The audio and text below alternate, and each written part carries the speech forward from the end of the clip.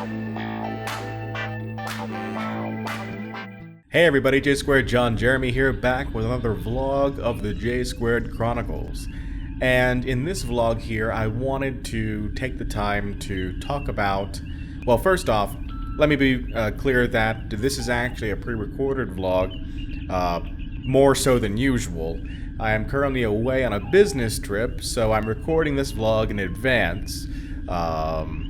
I've not yet seen the feedback gained from the previous vlog about the state of the channel, so while I'm waiting to hear your feedback about what vlog topics you'd like to hear about in the future, I thought I'd dive into something that's a little near and dear to my heart, and that is my love for Star Trek. Now, I love pretty much all sci-fi, and I'll talk about that for a little bit as well, but I have a deep, deep love for Star Trek. And it spans across series. I don't have a... I don't hate any of them. I don't really dislike any of them either. And as far as I'm concerned, all Star Trek is pretty much good Star Trek. And I know that'll rile some feathers. So I'm gonna talk about why. But first, let me talk about science fiction as a whole. Why I love that genre.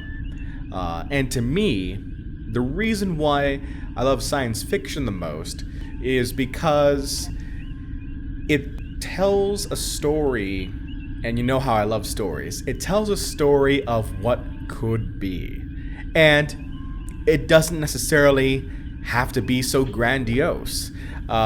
Take, for example, The Expanse. I love the novels, and I love the show, The Expanse, and I'm really looking forward to seeing it on Amazon Prime. But it doesn't have to be as realistic as The Expanse or as fantastical as what you're seeing here with Star Trek. It's because it tells a story of what could be. If we all play our cards right, we don't blow each other up, and we don't destroy the planet, or if nothing else in the galaxy, in the universe around us, destroys us for whatever reason, you know, this is a potential future.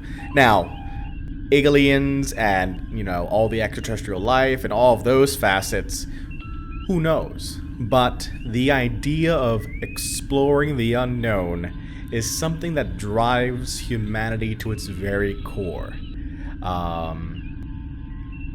I've always been fascinated by space, and if I wasn't so afraid of flying and heights and all of that, I'm pretty sure I would have done something in space. I'm pretty sure, like if there was ever an opportunity for like space tourism at like a lower level, I'm pretty sure I would be up there at least one time. But that's going off topic. I don't really like flying, so I'm pretty sure space probably not the best idea for me either. And now I've lost track of what I was talking about, so let me go ahead and backtrack here a little bit. I've always been fascinated by the idea of space exploration. When I was a kid, I would love reading about, you know, the Gemini missions, the Apollo missions. I would watch the space shuttle when it would launch. My love for space and the idea of exploration, you know, even goes back beyond just space. I just love the idea of seeing something new for the very first time. I equate it to the same feeling explorers must have had when they traveled the seas for the first time and, you know, spanned the globe. Space is that next frontier.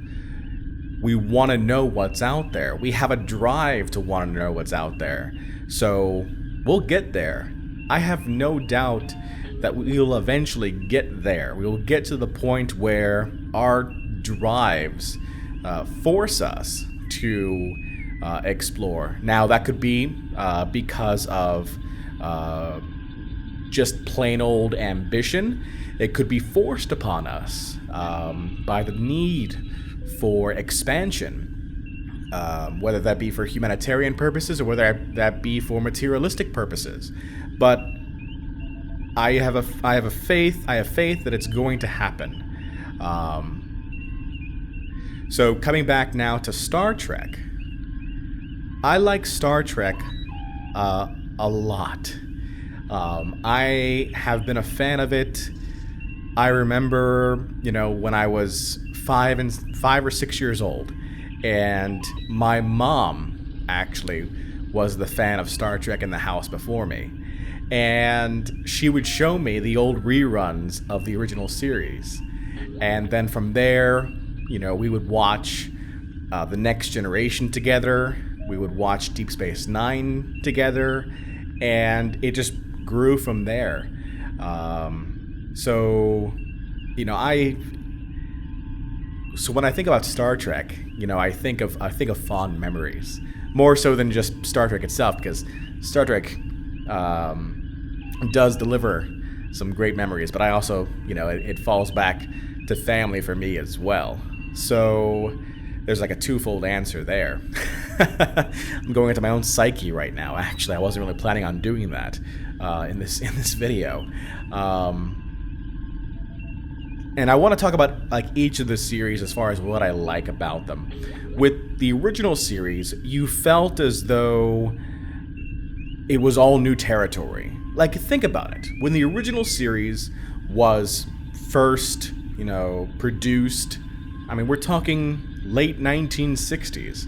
I think it was 66 to 69 is when the original series ran. And just the fact that there was a vision of what could be in that era, with all of the circumstances of that era surrounding them. We're talking the Vietnam War, we're talking Civil Rights Movement, we're talking the Cold War, and trust me, I'm going through right now a rewatch of the original series, and they lay it on you.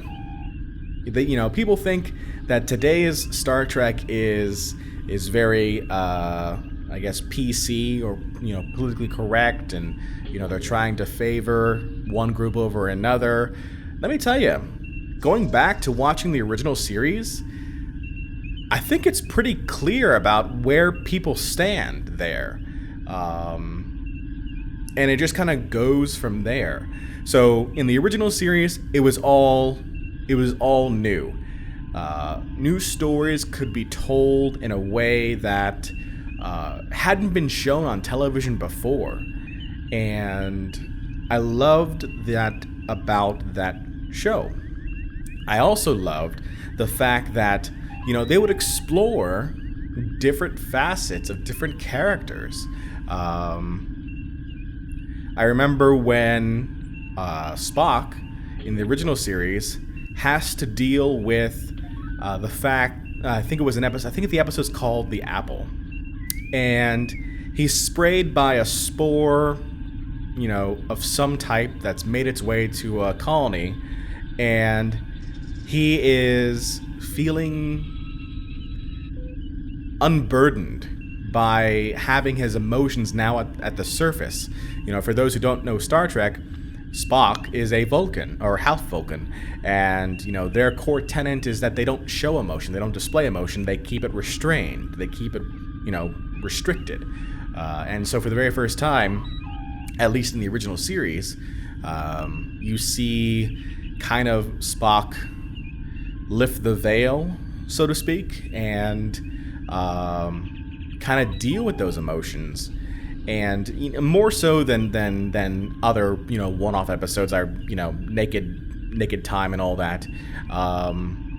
With the Apple episode, it dealt with him having to deal with a lost love, which you think love story. When everybody thinks love story, they think Kirk. They think the suave space captain gets the girl. And there's plenty of that in that show. But with the Apple episode, it focuses on Spock. and the fact that he just can't do it. You know, he can't bring himself to love someone, and it hurts him. And you see that in the show. You absolutely see that in the show. So watching it back now, I'm you know, realizing all these different things that I never realized when I first watched it. I was just watching it for entertainment back then. Now I'm watching it and I'm seeing all the underlying stories behind it. There's like layers in this thing, and I didn't realize it. So that's why I love the original series. The Next Generation is the same way.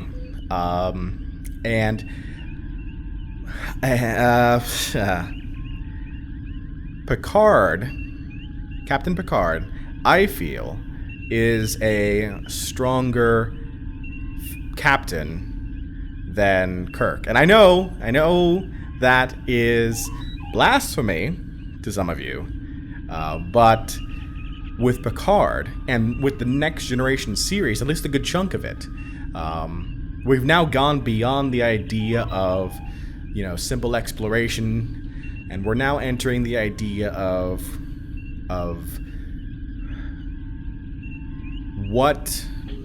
how would we interact with those peoples we don't know. I remember there was one episode, and the name escapes me right now, but there was an episode where Picard and an alien captain are stranded on a planet. I think it's called Darmok, I want to say. And Picard and an alien captain are stranded on a planet. And, you know, it's very much a situation where it feels like they're going to come to blows, and one person's going to win out over the other.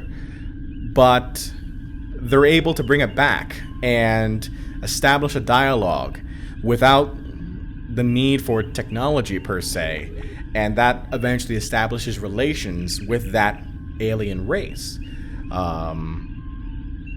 That to me is a prime example of what the best of the Next Generation was. Don't get me wrong, there are some episodes of the Next Generation and all Star Trek where they could have done, they could have been better. Absolutely could have been better.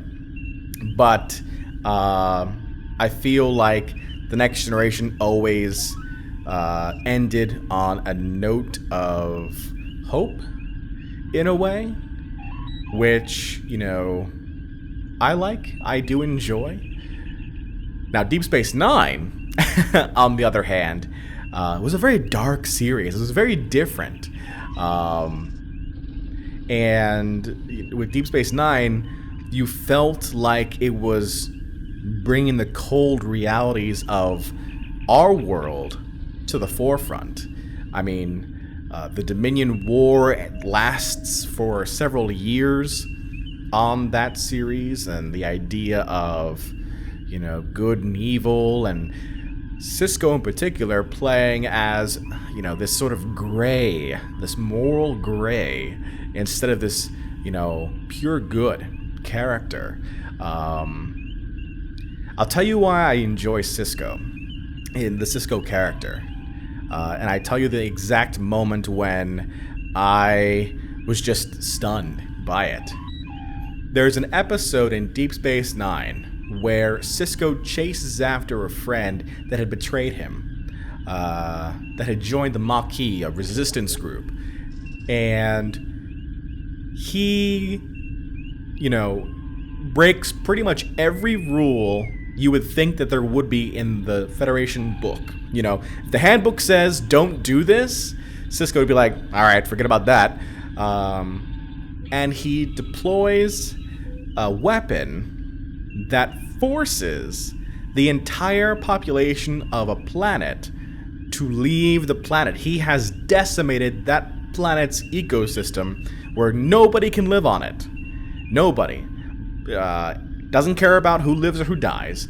He gives them warning, but he follows through, like to the T. And I forget the name of that episode, but he follows through on his threats. And I think that, to me, was a standout example of what Cisco could do. Then we go into Voyager, and I enjoyed Voyager. I truly did. Like I said, I enjoyed all the series. I just feel like there was a missed opportunity with Voyager. Going back to the idea of what would somebody do in when they're pushed to the breaking point. Voyager could have been the series that really tested that, I feel. And for those that don't know that series, the concept was a starship and its crew, 200 people or so, are thrown 70,000 light years away from Earth. There's no way they're making it back within their natural lifetimes. But they press on. They press on and they try to, make their way home. And it, thinking about it,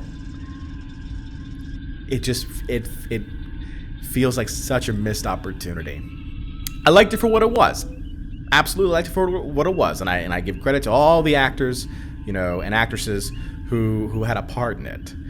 The story itself, though, they could have gone somewhere with it. It was like Battlestar Galactica. If you take the first 3 seasons of Battlestar Galactica, maybe the first 2, where they're just like running, and you turn that into Voyager, where they're just going, and they're running out of water, and they're running out of equipment, and they don't know what to do with the population, they don't know what to do with the people that they find, like that would have been nice. And it's funny, because I think the creator of Battlestar Galactica, the remake, Ron Moore, also did Voyager. I think. I'm pretty sure he did. Was it Moore at that point? I'm pretty sure Moore did Deep Space Nine. Maybe. I'm getting my creators mixed up now. But I think there was such an opportunity there with Voyager. And then Enterprise. So Enterprise comes out, and many people don't like Enterprise, and they don't like Discovery, and we'll get to Discovery in a moment. But they don't like Enterprise because how dare they change how dare they make a series that looks fancier than the original series when it's set before it. Like, that was like the major complaint. And in my head, I'm just thinking, yeah, I don't think I would want to watch a modern show that looked like the original series. Unless it was the original series. I don't know if I could do that again. With a whole different setup. Maybe, I don't know. But, I enjoyed Enterprise. I didn't like the fact that they tried at first to make it sound like Enterprise was not Star Trek. In fact, if I recall correctly, they actually added, they did not include the Star Trek name to it until like the 3rd season or so. They just called it Enterprise at one point, which didn't work. And they put the Star Trek Enterprise, they put the Star Trek nomenclature on the show. I'm a fan of Scott Bakula. As an actor, I thoroughly enjoyed Quantum Leap, and seeing him as Captain Jonathan Archer was I thought a great example of where somebody who is thrown into a situation before they're ready and then has to grow into it occurs. Somebody who has to take their dislike, maybe even revulsion in a way, of certain aspects of other cultures. Maybe they disagree with something that people do, and then how do you deal with that? Because again, in this series, this is 100 years before Kirk's time. So now we're talking about the very first starships to leave Earth, which was the major premise of like the first season. They're leaving Earth for the very first time in the first Warp 5 starship, so they're literally exploring everything from scratch. They're writing the book as they go. So I enjoyed that aspect of Enterprise. I didn't enjoy where the storylines took them. And of course, I don't think anybody truly enjoys the idea that it was all a hologram at the very end. But I mean, that's neither here nor there at this point. And I know I'm specifically talking about the captains primarily, but obviously when you think Star Trek, you think the captains. And then you've got Discovery. So Discovery's, I'm not even going to really talk about the J.J. Abrams universe. I mean, I'll watch those movies, and I'll enjoy them for what they are. But I usually like to focus on the stories told in the TV series. So we've got Discovery now, which is now in its second season. And I know a lot of people, harp on Discovery for, again being, a prequel to the original series, and it looks fancier, and they've got cooler ships. So I get that. I understand that. And again, they're just exploring lore differently. People harp on, the Klingons don't look right.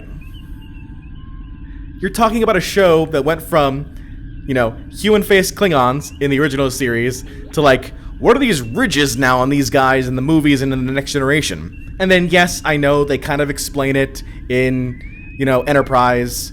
But really, I like Star Trek as a television series, again, because of the examples that it can give.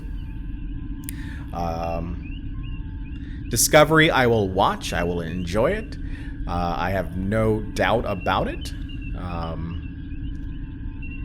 I hope that truthfully, I hope that they bring back Jason Isaacs as with his prime Lorca character. I don't know if that's even possible or not, but I enjoyed Jason Isaacs on the show, and I'm enjoying action. I didn't think that I was going to enjoy it at first, but I enjoy the new Captain Pike as well. In the first couple of episodes that I've seen him in, he's done a good job. So I'm looking forward to seeing more of Discovery as well. When you think about a show like Star Trek, and you think about the impact that it's had on people, I'll put it to you this way. I enjoy Star Wars too. I'll put it to you this way. Nobody's ever become a Jedi because they've watched Star Wars. Hasn't happened. There's a Jedi religion, apparently, which you can follow theoretically, but nobody has gained force powers. Nobody's built a lightsaber, and those things just haven't happened. But you look at a show like Star Trek, and look at what we've built out of it. Look at what's come out of it. People have become engineers because of Star Trek. People have become doctors because of Star Trek. I watched a documentary where both James Doohan, who played Montgomery Scott in the original series, and DeForest Kelley, who played Dr. McCoy in the original series, both talked about examples of how people had come up to them in fan conventions and told them, hey, because of you, I became an engineer. Because of you, I became a doctor. How much of an impact could be felt, throughout all of the shows. I think if there was one thing that I would want out of the Star Trek of today, is I would love to see that brought back to the forefront. Give people great examples of career paths to follow, of people to emulate. If you emulate the good, good will happen. If you emulate the bad, bad will happen. So, as you can tell, I am a huge fan of Star Trek. And truthfully, I'm super excited by the news that we're getting more of it, between the new, I think there's like 3 or 4 series in development now, which is absolutely insane considering, a decade ago, nothing was on the docket. Enterprise came out, 2005? And then Enterprise ended 2005 or 2006, I want to say. Then we got nothing until the movies. And the movies came out 2009, 2012, 2015. Pretty sure those are the numbers. And then nothing again until Discovery. But now that Discovery's launched, after Discovery now, or I guess while Discovery is going to be airing, we're going to have a series on Section 31, which is like the CIA of the Federation, with Philippa Georgiou, and I forget the actress who plays her name. I'm sorry. I like how I know the character's name and not the actress's name. Michelle Yeoh. She's going to be playing her character, Philippa Georgiou, in this Section 31 spinoff. We're also going to be getting back Patrick Stewart as Jean-Luc Picard. This guy does not need to come back to Star Trek, but he wants to because he feels like there's a story to tell. And that's when you know you've got something good. Like, he does not need to work anymore. Between like Star Trek and his work on X-Men and his theater work, the guy can just sit at home and relax if he wants to. But he wants to tell. He feels like there's more stories to tell with Picard. So that's why he's doing that. Then you've also got the new animated series I think is coming out. And then the Star Trek, the Starfleet Academy series. So there's plenty of stories to tell in the Star Trek universe. I cannot wait. Until they're released. And I'll be watching every single one of them. Now I know, over the course of this vlog here, I have ruffled feathers. And there are going to be people here who disagree with me, perhaps vehemently. And that is absolutely your right to do so. You have an opinion. I'm not looking to change your opinion. I am just stating my opinion. So